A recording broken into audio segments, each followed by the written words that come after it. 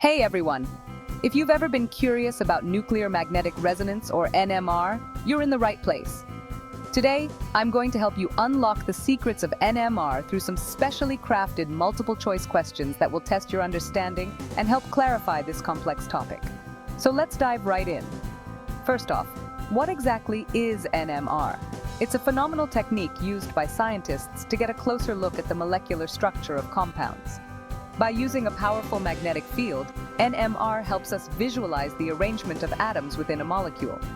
Now, let's tackle our first question. What does NMR primarily measure? A. The electrical conductivity of atoms. B. The spin states of atomic nuclei. C.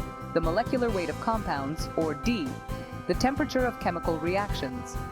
The correct answer is B. The spin states of atomic nuclei. This is because NMR spectroscopy is all about observing the magnetic fields around atomic nuclei. Moving on to our second question, which nucleus is most commonly observed in NMR spectroscopy? Is it A, carbon-12, B, hydrogen-1, C, oxygen-16, or D, nitrogen-14? Take your guess. The right answer is B, hydrogen-1, commonly known as the proton. It's highly sensitive in NMR due to its abundant presence in organic compounds and the body. For our third question, think about why NMR is particularly useful in organic chemistry.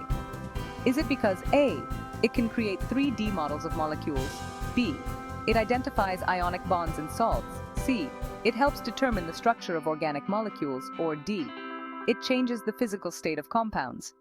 If you chose C, it helps determine the structure of organic molecules, then you're absolutely right. NMR provides detailed information about the structure, dynamics, reaction state, and chemical environment of molecules. And for our final question today, what kind of information does the chemical shift in an NMR spectrum provide? Is it A, the molecular weight, B, the type of chemical bonds, C, the environment of the nuclei, or D, the color of the compound? The answer is C, the environment of the nuclei.